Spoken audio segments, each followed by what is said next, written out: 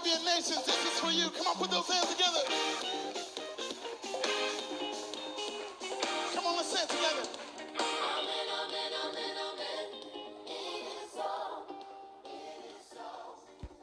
Bien-aimé, que la paix du Seigneur soit avec toi. Bienvenue à Émile TV.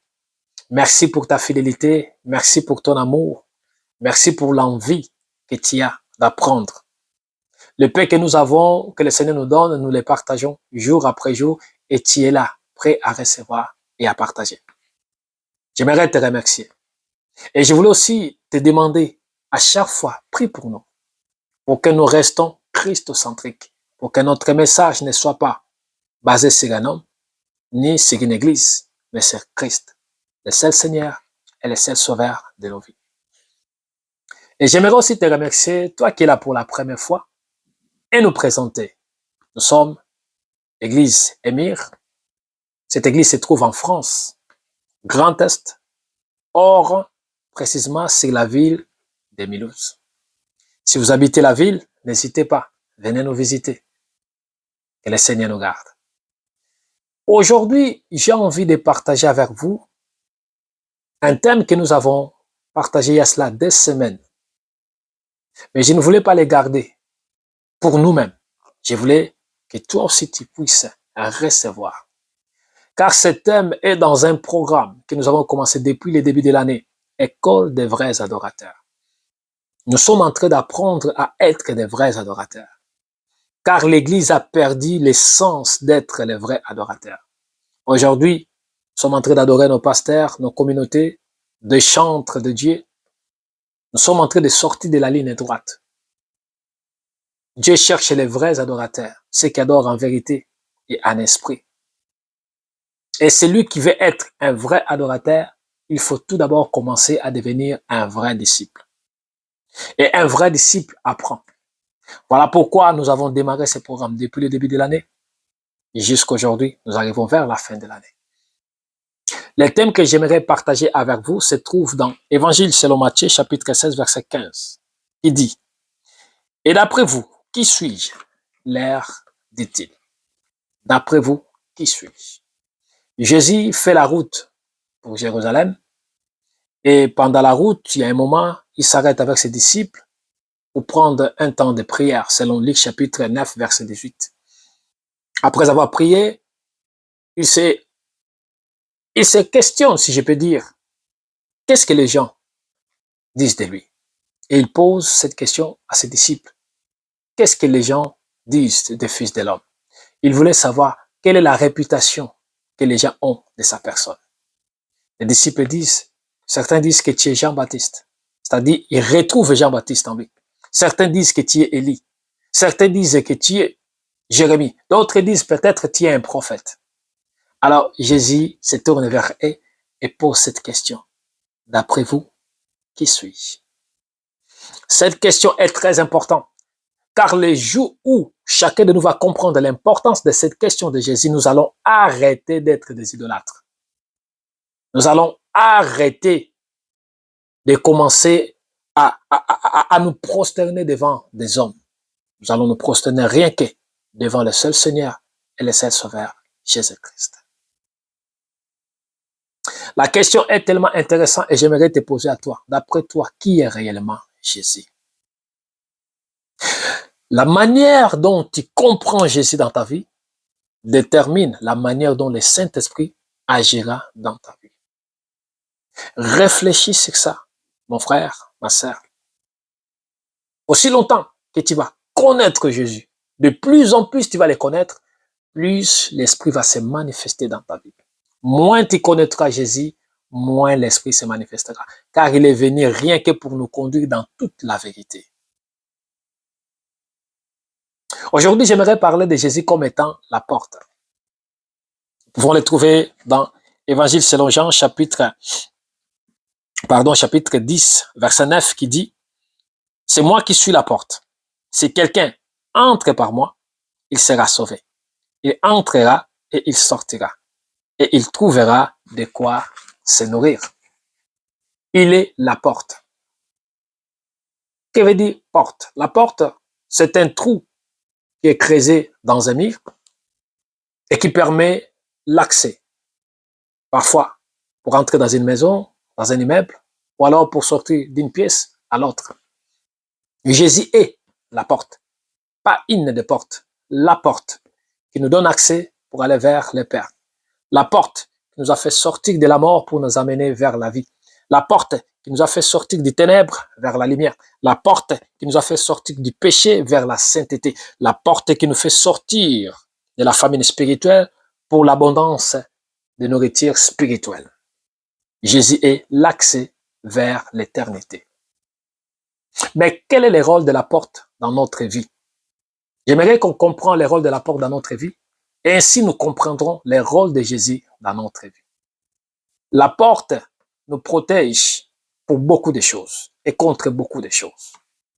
Le rôle de la porte, premièrement, c'est l'isolation thermique contre les intempéries. Et vous savez que dans la vie, nous avons des intempéries. Beaucoup d'intempéries. Des vents violents qui viennent, qui perturbent nos vies. Et si nous avons Jésus comme étant la porte, nous sommes dans la sécurité.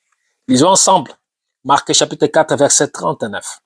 Il se réveilla, menaça le vent, et il dit à la mer, silence, tais-toi. La seule personne capable de contrôler les intempéries, c'est Jésus. Les intempéries de ta vie, les intempéries qui dérangent ta santé, les intempéries qui dérangent ta maison. Si Jésus est la porte de ta vie, rien n'arrivera. Et même si quelque chose arrive, il est au contrôle. Il demandera ou alors il déclarera, silence, tais-toi. Et tous les intempéries de ta vie se calmeront à cause de Jésus. La deuxième chose que nous voyons, c'est la porte. La porte a pour rôle l'isolation acoustique contre les bruits. Et combien de fois, nous, les enfants de Dieu, nous subissons à cause des bruits de ce monde, les bruits des choses.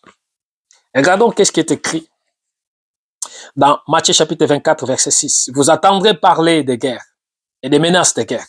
Ne vous laissez pas effrayer. Les bruits peuvent nous effrayer. Les bruits peuvent nous déranger. Les bruits peuvent nous déséquilibrer. Mais aussi longtemps que Christ est notre porte, l'isolation acoustique sera tellement assurée que nous pourrons dormir, ronfler, comme des petits bébés. La porte nous assure aussi la sécurité contre les cambriolages, les menaces, les dangers. Et Christ est celui-là qui assure notre sécurité contre les dangers. Qui pourra venir toucher ta vie? La Bible dit, notre vie est cachée en Christ et Christ est caché en Dieu. Qui pourra venir toucher notre vie? Si Christ est la porte de ta vie, qui pourra toucher à ta vie? Qui? Tu dormiras en paix, sans peur, tu dormiras à paix. Vraiment, quand tu monteras sur ton lit, comme David l'a dit, aussitôt, je me couche, je m'endors. Pourquoi? Parce que tu sais que la porte de ma vie est Christ. Et personne ne peut traverser le Christ par force. Impossible. La porte la plus sûre, c'est le Christ. Ma maison sera sûre, ma vie sera sûre, parce que la porte de ma vie, c'est le Christ. Aujourd'hui, on nous fait peur par des témoignages. Attention, il y a des démons dans vos toilettes, faites attention. Non. Ma maison est consacrée. Tout ce qui est de ma maison est consacré. Les démons ne peuvent pas entrer quelque part parce que toute ma maison est consacrée à Christ. Il assure la sécurité de ma vie. Il assure la protection de ma vie. Il est la porte, pas une des portes, la porte. Et n'importe quelle porte, non. La porte la plus puissante de toutes les portes qui existent. Et c'est cette porte que Jacob avait vue. Quand il fouillait son frère, Ésaü, il partait vers son oncle. Fatigué, il s'endort. Et Dieu va lui révéler la porte. Il voit une échelle. Et sur cette échelle, il voit que les anges entrent, descendent, montent. Il dit, ah, ici c'est la porte du ciel. Ici c'est la porte du ciel. La porte du ciel, c'est Jésus. Cette porte que Jacob avait vue. Cette porte dont les anges descendent et montent pour nous servir. La porte, c'est Jésus. Quand il y a la porte dans ta vie, tu n'auras pas peur. Tu n'auras pas peur. En Christ, nous avons tout. Paul dit, nous sommes bénis de toutes les bénédictions dans les lieux célestes en Christ. Toutes les bénédictions spirituelles en Christ. Et la bénédiction physique n'est démarquée par la bénédiction spirituelle. Voilà pourquoi, si vous remarquez, ceux qui veulent devenir riches hors de Dieu, hors Christ, vont vers les sorciers. Ils savent que tout commence dans le spirituel et finit par le physique. Mais nous, notre bénédiction est éternelle, car Christ est éternel. Et notre bénédiction en Christ est sûre. Je ne peux pas attendre un pasteur me dire, si tu me donnes 10 000 euros, Dieu va multiplier cela. Ah, si tu viens, tu donnes une offrande de 100 000 euros, Dieu va le multiplier. Si tu donnes un dîme au pasteur, dîme de tant euros, Dieu va... Non, non, non, non, non, non, non. Nous sommes déjà bénis. Si tu donnes pas, tu seras pas béni. Nous sommes déjà bénis de toutes les bénédictions spirituelles dans les célestes en Christ. Et Christ est notre souverain sacrificateur. La bénédiction commence sur la tête qui est le Christ. Psaume 133. Comme il est doux et agréable que les frères demeurent ensemble, il commence à donner l'exemple, il dit, c'est comme l'huile qui coule sur la tête, qui descend sur la barbe d'Aaron. Aaron était le souverain sacrificateur. Il n'était pas un simple sacrificateur. Aujourd'hui, il y a des prédicateurs qui veulent être des souverains sacrificateurs de nos vies. Si tu ne me bénis pas, la bénédiction doit commencer par moi. Si le pasteur n'est pas béni, l'église ne pourra pas être bénie. Qui t'a dit ça? Si le pasteur n'est pas béni, ta maison n'aura pas la bénédiction. Les portes vont s'ouvrir. Les diables, qui t'a dit ça? Ma porte, c'est le Christ. Christ est la porte, pas simplement de ma vie, de ma maison, mais de ma vie. Christ est la porte de ma vie. Tout ce que je vis, je le vis à travers le Christ, la porte de ma vie. La bénédiction commence sur la tête qui est le Christ, et moi, je suis le reste du corps. Je reçois. Je n'ai pas besoin d'un homme de Dieu. Pour que, non, si tu donnes pas à l'homme de Dieu, ta bénédiction n'arrivera pas parce que c'est lui qui t'a dit ça. Notre Aaron, c'est le Christ. Alors, bien-aimé, place le Christ comme la porte de ta vie. Place le Christ comme la porte de ta vie. Tu verras combien Dieu est bon, combien Dieu est grand. J'aimerais te conseiller. Arrête de te confier aux hommes. Place ta confiance à Dieu à travers les hommes. Car Dieu travaille avec des hommes. Mais ne te confie pas aux hommes. Car l'homme peut te décevoir, mais Dieu ne déçoit pas. Place ta confiance en Christ.